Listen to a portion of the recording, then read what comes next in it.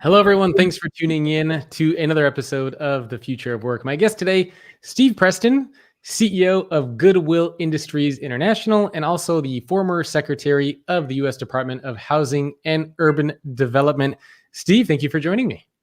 Thank you for having me. I appreciate it very much. Oh, of course. Well, before we get into all the fun questions that I have for you, why don't we start with a little bit of background information just about you? Where did you grow up? How did you get into what you're doing now? Is this something that you wanted to do? Yeah.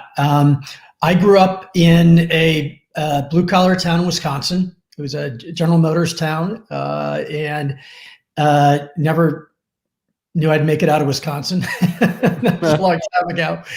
And I had so many opportunities, most of which were enabled by education, and had a long career in business and finance. And about 20 some years into my business career, I had an opportunity to serve the federal government. And I was asked to go to the federal government because there was a large program that was experiencing significant operational problems. After Hurricane Katrina, the loan program to help people rebuild was badly, just wasn't able to get the product out. So they asked me to come in as a business person who'd run operations before to come and fix this big program. And then when we did that, and thankfully we were able to get a lot of funding into people's hands to rebuild their homes and businesses. When the housing market started blowing up, I was asked to go run another agency in the middle of a federal disaster, which was HUD. And what happened during that time is I had always loved working with kids in urban environments. I spent a lot of time tutoring and mentoring kids. And really had a heart for that. But when I was at HUD especially, I think I got more visibility into what it's like when kids who grow up in difficult situations don't have the opportunity to get out of those situations, and they mature as adults and increasingly face challenges. And all of a sudden people are 30 or 35 or 40 years old, and they're in a life without a whole lot of opportunity ahead of them. And so I really just developed a real burden for people who wanted to invest back in themselves to get their lives back. So after the government, I'd run a couple of companies, and I just said, you know what, I want to figure out how to do this full time. And it was really either coincidental or providential that I got a call to candidate for the head of Goodwill. And we're the largest workforce development organization in the country. We help millions of people. And I just couldn't believe I got the call, because it's really what I wanted to do. It's where my heart is. It's where my passion is. Yeah. And we do it through a social enterprise. So it's sort of like running a business as well, which is also what I love to do. Can you give people a little bit of background information about the company? So like you said, what do you guys do? How many employees do you guys have? And what are some of the projects and initiatives that you guys have going on? Yeah, so we are what's known in the nonprofit sector as a federated model, which means that we are a collection of independent local organizations. They're all called Goodwill, but each one has a territory. They have their own board, they own their own assets, they're independent, but we work together as a collective. And so it works well for two reasons. Number one, those local organizations are embedded in their communities. They're extremely committed to what's happening on the ground. Their boards are local. They're connected to other local service providers. So there's a lot of relevance in what they do.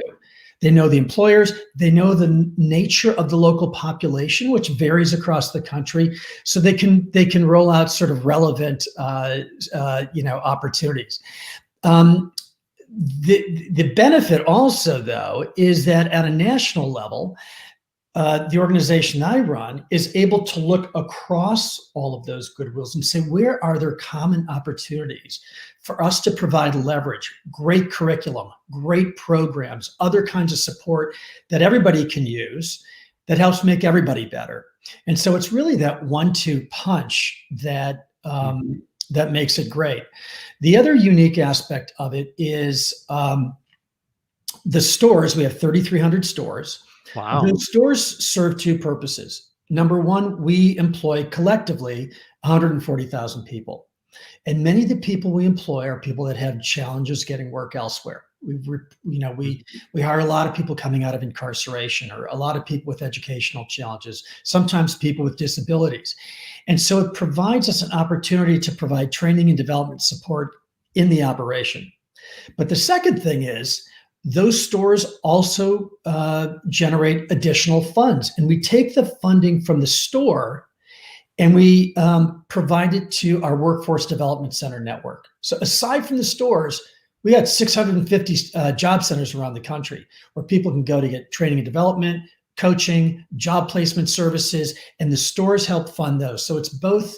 And in those centers, we touch 1.5 million people a year. I mean, it's a massive, massive operation. And then online, 24 million people through training and development online.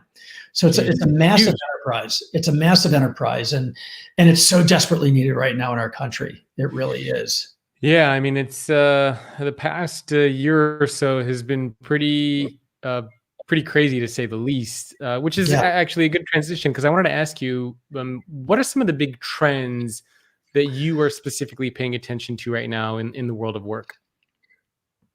Well, before the pandemic, we were very focused on what everybody's calling the future of work. And that is a significant migration in labor demands by employers that are more focused on technology skills and other cognitive and relational skills that surround sort of the product development and service delivery.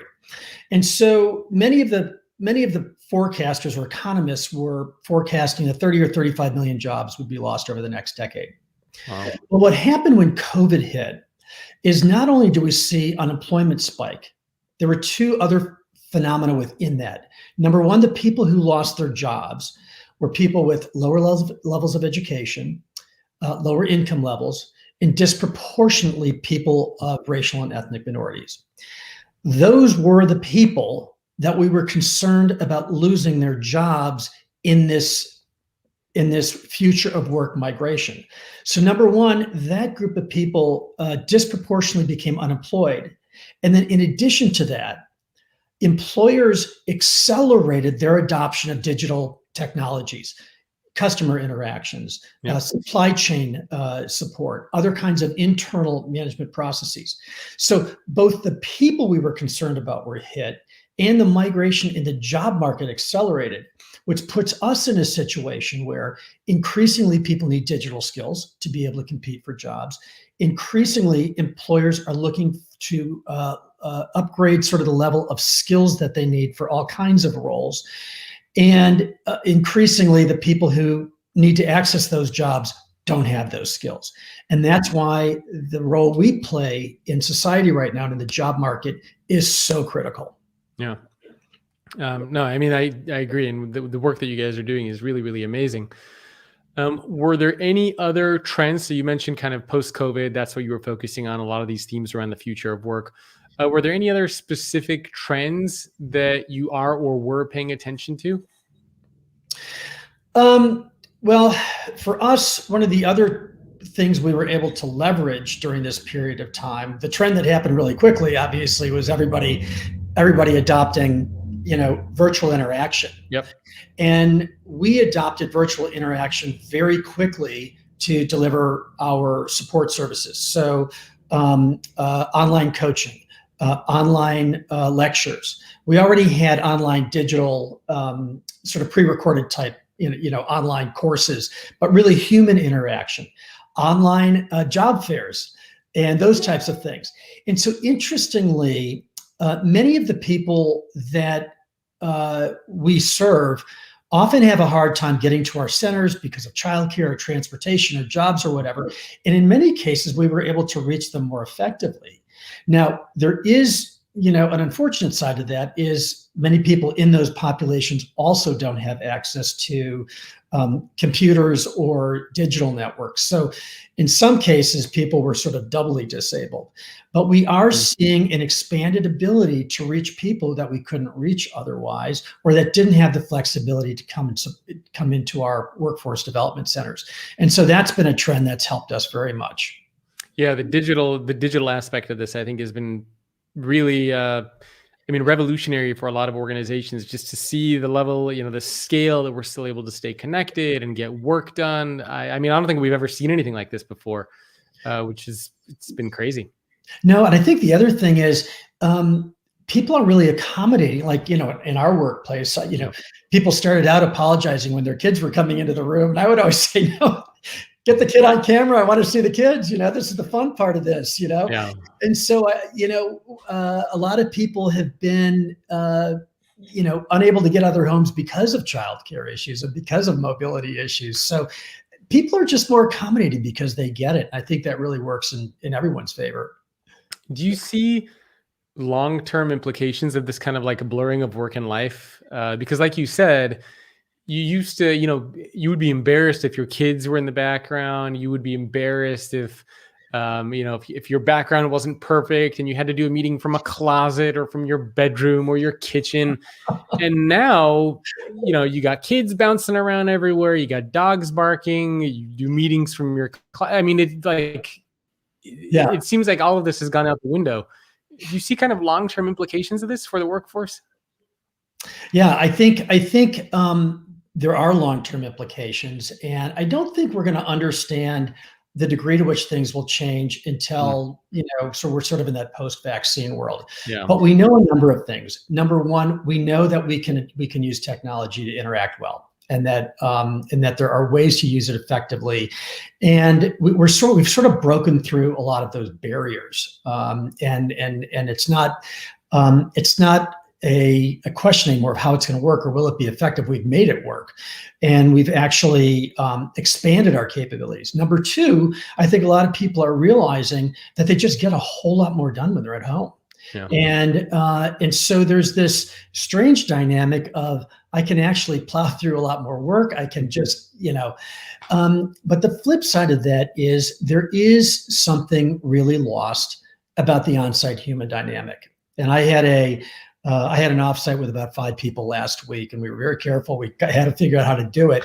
And I walked away just saying, I can't believe how connected it was, how much we were able to interact in a different way. And so I think as we look at the future of work, we're going to have to ask ourselves, where is that connectedness? Where is that physical connectedness essential? Where is it not? And what does it mean for, kind of enforced coming into the workplace days? Like how does that whole picture work? Because it's going to be hybrid. Yep. People see value in it. Both personally and in terms of workforce effectiveness, but there are challenges, and we have to figure out what that hybrid model is going to look like. So what's the answer? I mean, do you see in-person disappearing completely, like some people have said, and major cities like San Francisco, near where I live, are going to vanish, and everyone's going to move away from these places. Everyone's going to be remote forever, or do you still see us returning to some sense of, going into the office and seeing people face to face? I think it's going to be in part based on the nature of the employer, in part based on the nature of the job.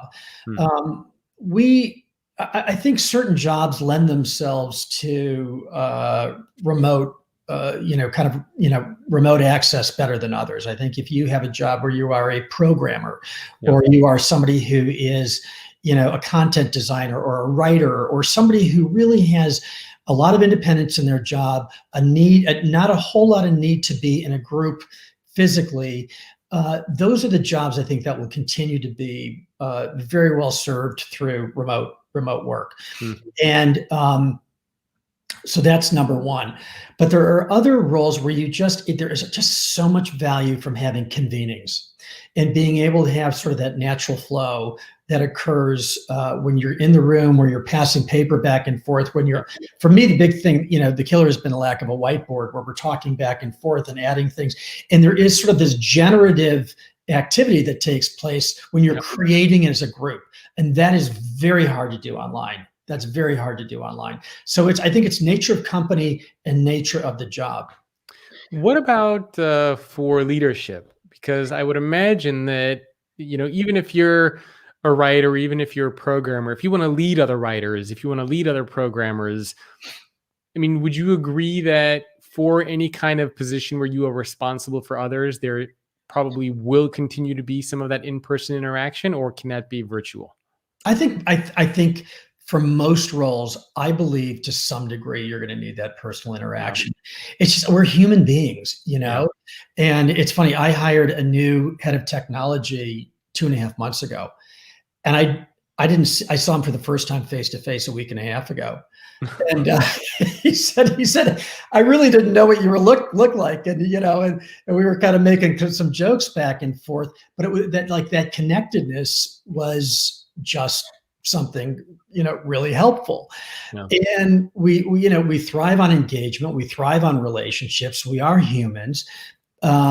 We love being with other people, and there's something that's really life affirming about that, and there's something good that happens when you're doing that.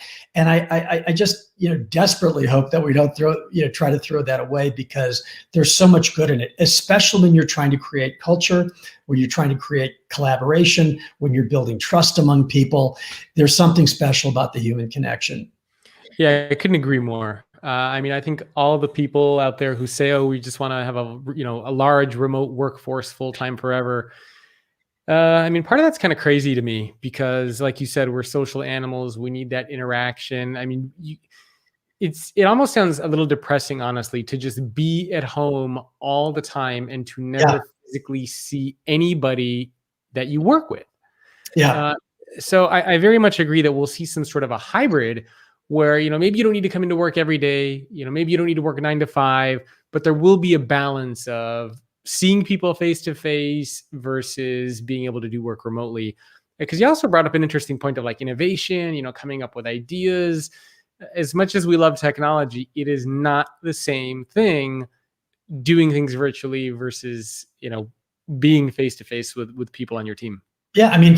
Picture a room with a big whiteboard wall where you're drawing diagrams and you're saying, well, let me take a blue marker, and what if we did it this way? And then you're back and forth and you're interacting in a way that's hard to manufacture online. I think one of the other questions it's going to raise, though, is what does the workspace look like? Because we have some good common areas in our building, but we've always had a relatively large remote workforce. When everybody comes in for an employee week, they're scrambling for space, trying to figure out where to put everybody. If that changes fundamentally, it's going to be very interesting to see how space is engineered, how technology in the space is engineered. Because if you've got 3 people remotely and 5 in the room, you got to figure out how to engage that way. And but I think those are the types of things where we've learned how to do things differently, and we'll bust through those questions. Yeah, it is interesting to think about what the office will look like. Will it stay the same and we're just going to have open spaces, or what is that going to look like? And I know that there are a lot of technology companies and architecture firms who are, hard at work trying to figure out what that's going to look like. And especially, a lot of people are worried. What if there's another pandemic? What if something like this happens again in the future? How do we keep our employees and our workforce safe? So yeah, a lot of stuff out there. What do you think is going to happen? And I know this is a very, very hard question to answer, but when you think about the physical space, have you thought about what that might look like, or how that's going to change for your employees? Yeah, somewhat. We definitely are thinking much more aggressively about remote work. I've hired 2 senior executives that live in different cities. I would have really had a hard time doing that before. And people can travel when they need to. We're willing to do that, but they can work effectively. And as a result, I'm tapping into a bigger talent pool and a deeper, more skilled talent pool than what's just available in a particular geography. But I had begun to think about it. I haven't settled anywhere, but I've begun to think about sort of, required on-site days where everybody comes in, or certain kinds of, guidelines about when we're in and when we're not. And, and within all of that, our employees are very focused on sort of fairness, like, am I going to have to come in 5 days when they have to come in 2 days? So we have to figure that piece out as well. But I'm definitely thinking about a hybrid model. because I do not want to throw out the human interaction side. I think that's critical. And I think, especially when you are dealing with complex business issues and, making tough decisions, having trust, having those deep personal relationships, is just, that's how leadership functions well, is having that joint accountability and trust, and being able to move forward together with those kind of, situations in place. And pure remote doesn't do that. Yeah, no, I agree. Well, we've been talking a lot about technology, so I'm kind of curious. Do you remember the first job you ever had, and what was the technology like? Because there are a lot of people who are earlier in their careers who listen to this podcast who have no concept of some of these things. I mean, my dad was telling me stories where when he used to work in a company way back when, they had a PA system. So if they wanted to get in touch with you, they just paged your name over the entire company PA system. No internet, no smartphones. You had to give people the number of the hotel where you were staying. Do you remember a few days? Yeah. So look at me. I remember, right? I've been around a little longer than you. Well, so my first job, my first job was in fourth grade, selling stuff door to door so I could make some cash. But when I got out of college, at a very interesting time, because when I was in college and my first job is when the PC first came on the market. And in my very first job, I was in a bank training program. They had a program, this is before Excel, it was before Lotus. They had something called VisiCalc. And when you got online to do your spreadsheet, the cursor would go like, and then if you had something to calculate, you'd hit the calc button and go to lunch, and hopefully it was done calculating when you got back. So the technology, not only the technology development has gone quickly and accelerated, but technology adoption has accelerated. And I think, when I was sort of in the earlier stage of my career, you'd see a lot of people trying things like banks trying online banking, which was clunky. People were very suspicious. Yeah. But what you see now is, you see a new app, you see a new technology. I get mad when my iPad doesn't do something now, and it's so the adoption is much quicker. That's what we saw during COVID, personally, all of us, and it's what we saw with companies. So the world is very different because of it, but we're also pushing it much harder. I do think sometimes, and I do this myself, I ask myself, this is very convenient. I love having this. Is it what's good and what's not good? And how do we manage what's good and what's not good in a way that we can get that balance? Because a lot of the technology out there can be kind of an assault, as well. I get twitchy if I'm too far away from my iPhone, Yeah, no, I know what you mean. What do you think the impact would have been if we had something like this pandemic 20, 30 years ago, before having all these technologies in place? Yeah, I think it would have been much more difficult. There's no doubt about it, because we have an ability to deliver service. We have an ability to engage with people without seeing them physically, which is a big deal. Yep. We couldn't have run the workplace. Imagine getting on a telephone and trying to run a company with, people on call chains and that kind of thing, and sending paper back and forth. I mean, it just, the degree to which our economy has kept going in this kind of a pandemic is astounding. Yeah. And so much of that has been enabled through digitization and through what you and I are doing here. And those capabilities have been, have evolved very quickly, even in the last handful of years. So it's been a game changer, and I think we would have seen a much, much deeper impact on our economy. Yeah, I think it would have been disastrous, to be honest. I mean, who knows? Like you said, how do you run and scale and build a company when you don't have technologies? Like, how do you're not going to get 1,000 people on a phone together. So I mean, I can't imagine how businesses would still be operating now. So I want to transition a little bit and curious to hear your advice for people who are in the job market now. Yeah.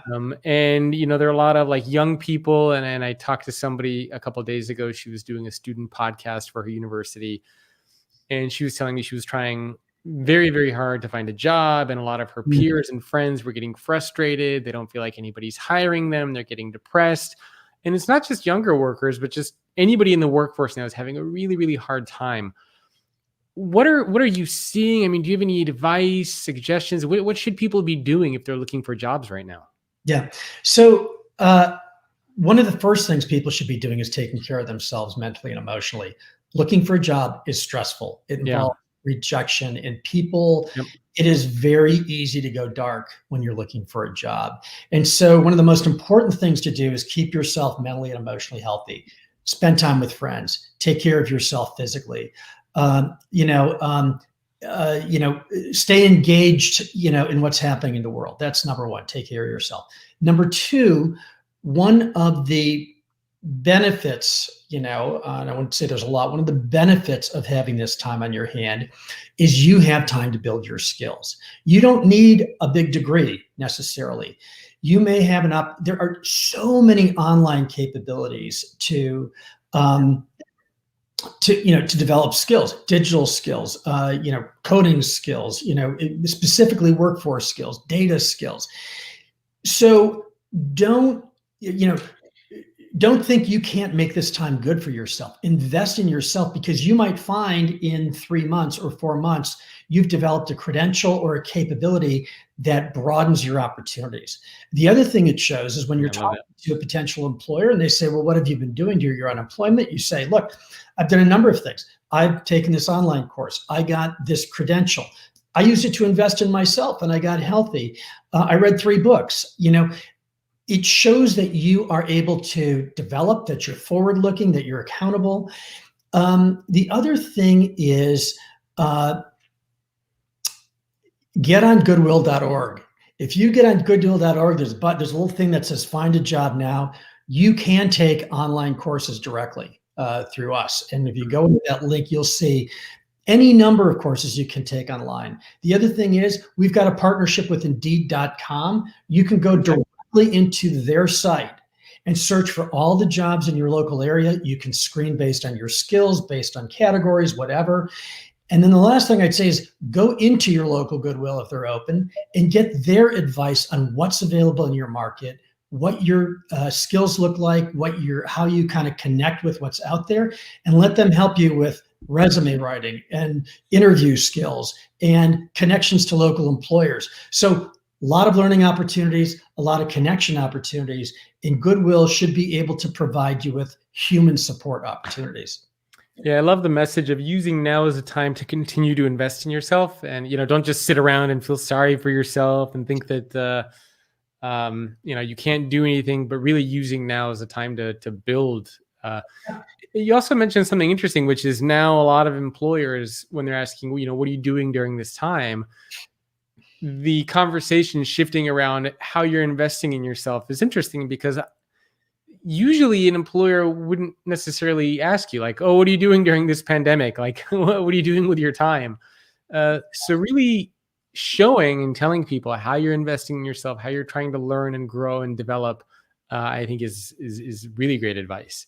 Yeah. Time is precious. Yeah. And most of us in our lives are always looking for time. And when you've got the challenge with having time like unemployment is it's filled with all sorts of anxiety and urgency. Yeah. But you have to find space to make it good time. Yep. And to come out at the other end in a better position than when you entered it. Yeah, and it can be tough. I mean, like you said, looking for a job is hard in general. Looking for a job during a pandemic is, I can't even imagine how hard that is for a lot of people. Yeah. The other thing I'd say is we all have networks. We might not think of them as networks or job networks, but we all know a lot of people. And it's really important to get out there and say, this is what I'm thinking about. Do you know anybody I should be talking to? Every conversation leads to another conversation. It is amazing how many times a chance conversation will lead you to another conversation, which leads you to a job, and you look back and say, I can't believe that's how I got this job. I talked to this person and, they led me down this path. But the traditional path, like I said, goodwill.org, call the local Goodwill, see if we can help you out. We have a lot of resources available. Yeah, I love that. What about skills? So when you think about what we're going through now, what are some of the skills and mindsets that you think that are going to be most important, most crucial for people in this new world of work? Yeah. So there are a couple of things. Think about foundations and think about skills where you've got a square peg that goes into a square hole for a job. So foundations, what we find is a lot of people, especially a lot of the people that are laid off right now who are in frontline service type roles or were in frontline service roles, desperately need foundational skills. So gateway digital skills.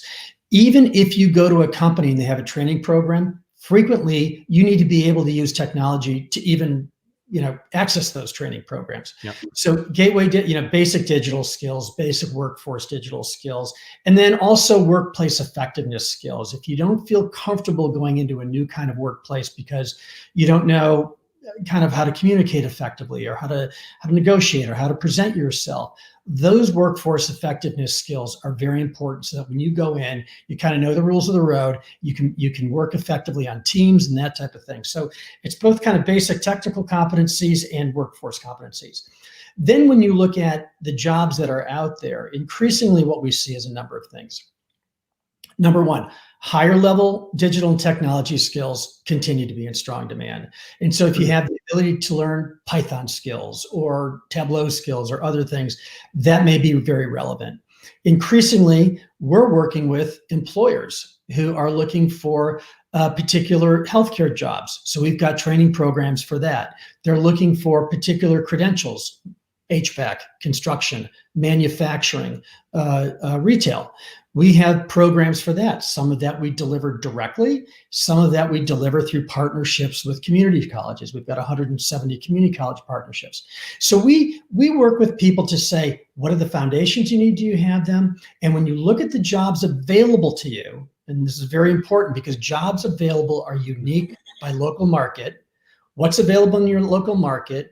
What skills do you have? What do you aspire to? Okay, let's work with you now to provide a pathway to get those skills and support that you need. One of the big things we deal with is sometimes, and I mentioned this a little earlier, people need help with other things. People need help with transportation. People need help with childcare.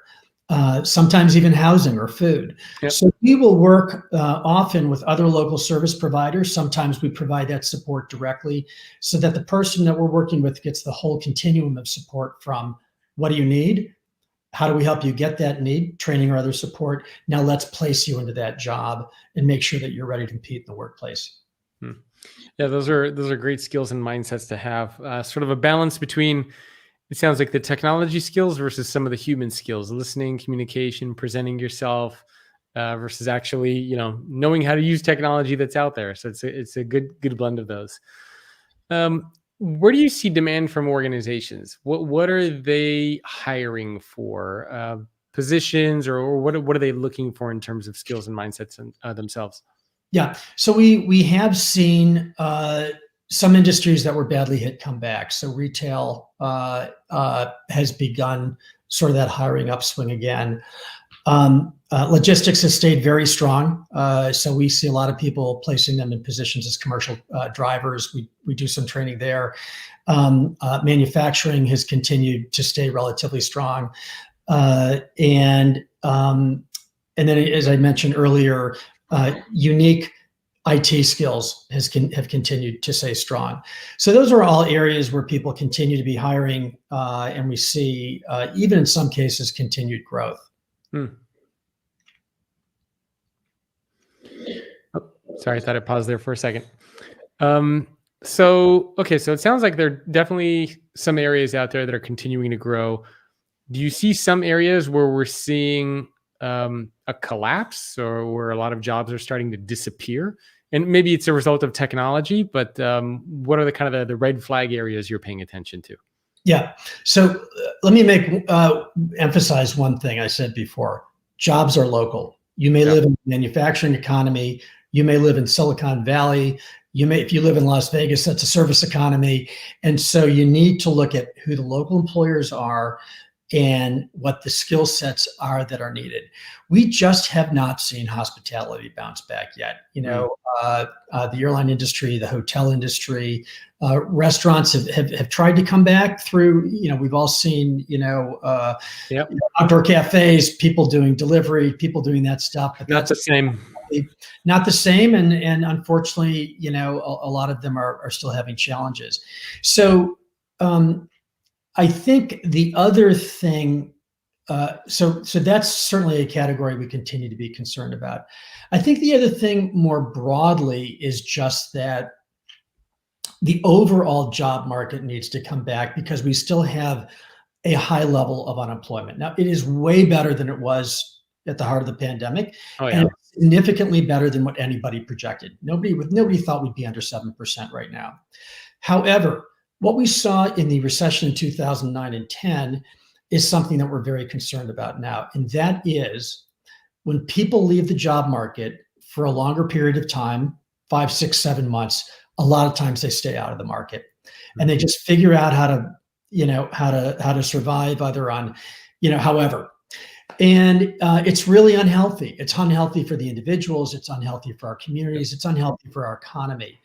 And so, our bigger concern right now is enough overall economic growth so that we can get more jobs opening up in general. And I think we'll see it across sectors as the economy begins to come back. And I just don't know that we're going to see that oomph until the vaccine is fully distributed because too many people are like. But our hope is that we'll see jobs filled. We've seen employers, sitting tight with their employment right now. We've seen them very hesitant to expand, and in some cases, in the fourth quarter, we saw some people pulling back generally. What's your? I guess you can give a conservative and a little bit less of a conservative prediction.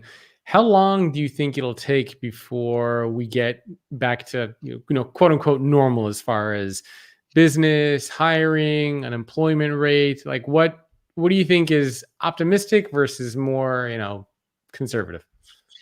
So I think pre-pandemic, we had an extremely low unemployment level. Yeah. So I wouldn't peg that as sort of normal. I would peg something, a somewhat higher level unemployment relative to the, 3+% range than we saw before. I think once we get the vaccine out there, I think in 6 to 12 months, we could see things really coming back. I mean, people are dying to get out there and do things. Right? They want to jump on a plane. They want to take a vacation. They want to go out to restaurants. I think what we're going to see is this pent-up demand unleashed, and that's going to get the wheels turning. I really do. But we have to get to that point of comfort and confidence. And the challenge is this last spike in the pandemic, or the one that we're currently in right now. I just feel like we've just seen so many people in our own circles get affected by it, and some terribly affected. Many of us have lost friends and loved ones as a result. And because of the length of the pandemic and the current severity of it, it's very real. And it's and people are really staying back in a lot of ways. But once they get that vaccine and the world opens up, I think you're going to see an unleashing of activity, and hopefully that's going to drive economic demand and opportunity. Yeah, I mean, I'm one of those people that's very excited. I usually give a lot of speeches every year, 40, 50 talks a year, traveling all over the place. And now everything is being done virtually. My wife is the same. And we were both talking, saying, we miss actually getting on a plane and traveling somewhere to speak on a stage and meeting people. So we're definitely in that group of looking forward to seeing people. Yeah, I'm in the same boat. I'm on a plane every week. I did a big event. I was told that there are 1,000 registrants. I'm like, who knows who I'm talking to and where they are? Yeah, you're just talking to a little red dot on a camera. You Yeah, have no. I see the person who's interviewing me, like you and Yep, I, but I don't know who's out there. exactly. No. And and there's just something special about that engagement. And in my world, when we're talking about working with other people who are helping people get their lives back and on track and doing really interesting things, that collaboration is just, man, it's just so energizing to see all the exciting things people do. And it's hard. It's hard to see that now. I know one of the other areas that you are really passionate about is this idea of purpose in business. So can you talk a little bit about what that means? What is purpose in business? Why is this so important for leaders to pay attention to? Yeah. Well, before I came to Goodwill, I almost my entire career was in business. I think people frequently note my government background because those are very visible roles. But the vast majority of my career has been in running companies, and I believe that purpose in business is essential. And when you think about it, it touches on so many levels. Number one, organizations are large ecosystems with lots of employees. And I think it's critical for leaders to bring wholeness to organizations and bring an ethos and a culture that allows people to thrive, that allows them to grow. When you look at the issues we're facing in our country right now, that brings opportunity for equity. And businesses are the primary employers and the primary kind of resource holders in our economy and in our society. And if business gets behind doing the right thing, if business has the right ethos, great things happen both for the people they employ and for their communities. The other thing is, when you don't have principled leadership, you see terrible things happen. In fact, I'm giving a talk tomorrow on leading in crises. And one of the topics I'm going to be talking about is how bad leadership or kind of unprincipled leadership causes crises. I was CFO of a large company during the Sarbanes-Oxley meltdown in the early 2000s. You saw all kinds of moral issues across the world. I was the HUD secretary during the housing crisis, and there were all kinds of moral failures across businesses. Mortgage institutions and any number of lenders and people who are in the securitization industry. We need principled leadership and people who have a sense of true north, because in so many ways, great leadership brings flourishing to their organizations and to our communities, and bad leadership causes terrible things, which can result in a systemic breakdown. Yeah. So it's a very, very far-reaching issue. Well, it's interesting you bring up leading in crisis. Now, of course, I have to ask you about that. So do you have any advice for leaders out there who are listening to this show, who are trying to lead their teams and their organizations through these tough times? You've obviously had to lead people through a lot of very difficult things in the past. What did you do? What's the secret to being able to do it effectively? Well, first of all, there are a lot of things. Number one, you need to know what the mission of your organization is and what you're hoping to achieve. And you need to use that mission and lean into it as the rallying cry for your people.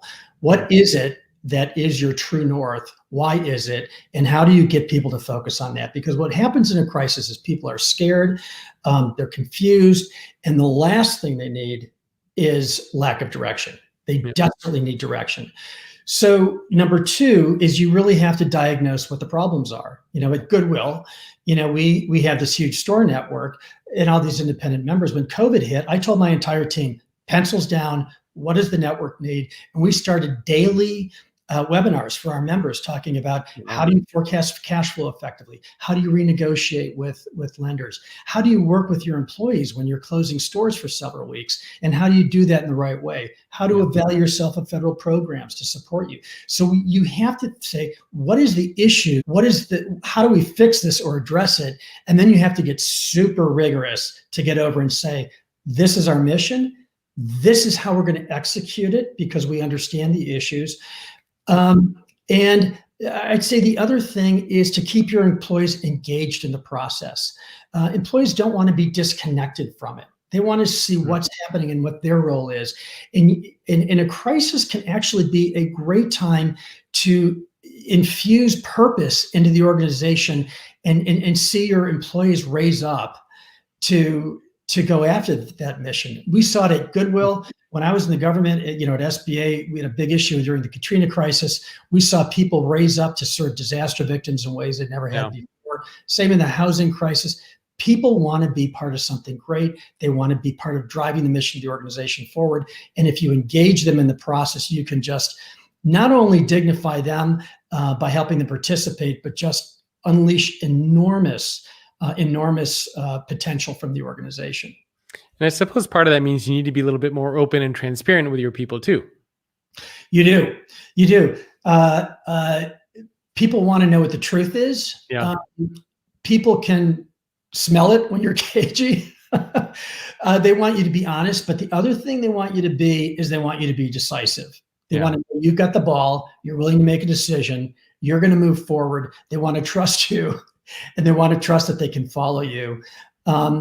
But it's funny, I was on a call recently, or this is probably a few months ago now, actually.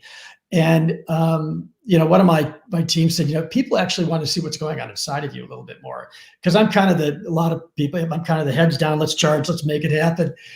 And we were on an employee call, and I said, look, I actually really miss everybody. And I actually kind of regret that I can't walk into people's offices. And that's what the humanness. And it was such an affirmation to the team. It's not something I normally would have done, but it was super authentic. But people want to see you and who you are and what you're going through, because it helps them connect all of what's happening with you as the leader. And that's something I think that's hard to, kind of hard to feel comfortable with sometimes, I think, as an organizational leader. Yeah, I mean, a lot of leaders are usually not, I guess we can say, not good or comfortable at letting their guard down a little bit and being vulnerable and human, because you're supposed to have all the answers, you're supposed to know everything, and people don't want to see you in a moment of frustration or uncertainty, or it feels weird to let people in. What you can do though is you can say, these are the answers we have, these are the ones we don't have that we're going to work on, we're focusing on this. This is how we think it's going to happen. If you can give people as much certainty in the place of uncertainty, as much visibility as possible, it really gives people something to grab onto and to say, I get it. Like, I know what to expect now. I know what I know, and I know what I don't know. But what I don't know is going to be addressed, and that's very helpful for people, because looking into a black hole is very disconcerting. Well, it seems like now, especially as a result of COVID, leaders are having to become more human. You can't start off your call now talking about sales numbers. You have to ask how people are doing, if they're safe. You have to share more about who you are and what you're going through as a leader, because I think the situation kind of demands it, so to speak. And it's very hard to lead just in general when you're not human and open and authentic and transparent with your people. Yeah, we just launched or just finished up kind of a culture process, which we were going through before COVID, and we sort of launched a number of values that we seek to adhere to. And for the first time, we put a value in our value statement called well-being, which is we care about each other's well-being, and we need to accommodate that in the workplace, because what we have found, we thought it was important anyway. It was something we were discussing, but what we realized was, because of some of the issues we talked about earlier, well-being in the marketplace is in the workplace is very nuanced, and it may be the stress that you're having because you have 3 kids doing homeschool at the time, or it may be relatives that are sick with the pandemic or other issues.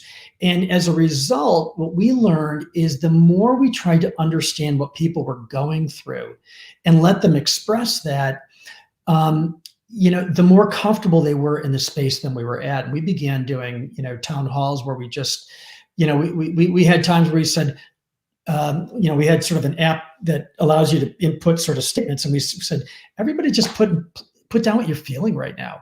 Like, what are you going through? What's good? What do you feel good about? What's really hard right now? And it just sort of unlocked this this sense of, oh my gosh, we're all in this together. We get Yeah. it.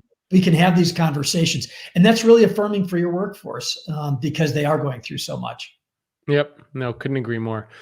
Uh, so what did you tell your team internally? So when COVID was becoming what it is now, what was the message that you gave your people? The message that we gave our people was it was on a number of levels. Now, the irony for us is we were the final stages of launching a new strategic plan, and we were Oh, wow. we had org charts and staffing and like designs, and we had this whole sort of path forward, and we'd been working on it for months and engaging our local Goodwills for months. So we got very transparent. Number one, we said this is the financial picture. And we did have to make some tough decisions financially, which was hard for everybody. But we said to people, look, these are the financial decisions we have to make. This is how long we're going to make it for. At the end of this period, this is the process we're going to go through to make decisions. So we gave people certainty in a period of difficulty. We made sure that when we were going through employee decisions, we took actions to help people through that period of time. If we had to say, unfortunately, if we had to say goodbye to some people, we made sure they had healthcare through the entire year. We made sure that we did other things to support them. So that's number one. Number two, we said, pencils down on certain activities. We're not going to crush you. This is what we're going to focus on. This is why. This is where the value add is. And then we began to, when we came, number three, as I mentioned before, we got very focused on helping our members. And so everybody engaged on really, what do we need to do today because we're in the crisis and every day is new. And then we began to say, okay, 6 weeks into it, we began to say, this is how we're going to move out of it. This is what we're going to be looking for when we determine how we're going to move out of it. And then actually what we did is we dusted off that strategy.